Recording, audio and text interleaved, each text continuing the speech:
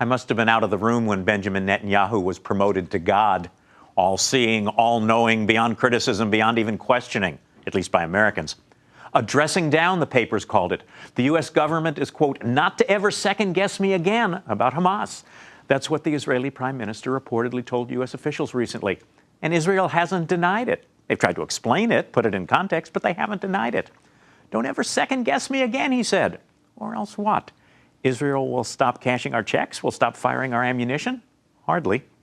I know what it is. Or else Israel will pass the word to certain American Jewish leaders, to certain American Jewish organizations, that the U.S. government hasn't been good enough friends to Israel, by which they'll mean that this particular administration isn't marching in lockstep with this particular Israeli government about dealing with this particular crisis.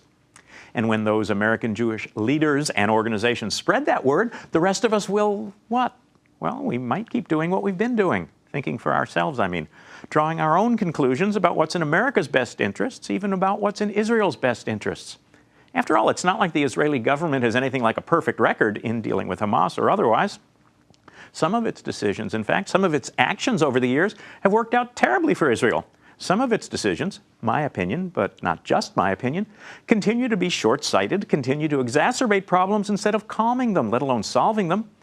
And the Israeli people certainly know that and have said that frequently, out loud, for decades. Not so much this time, but still.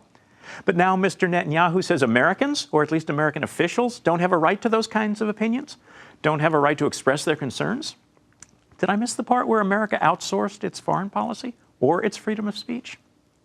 Look, I hardly speak for all American Jews. Then again, neither does the Israeli government. Neither, for that matter, do those so-called Jewish leaders. We're funny that way. But speaking just for me, I don't take kindly to foreign governments dictating what my country's government can do or say. And I won't be guilt-tripped into thinking otherwise.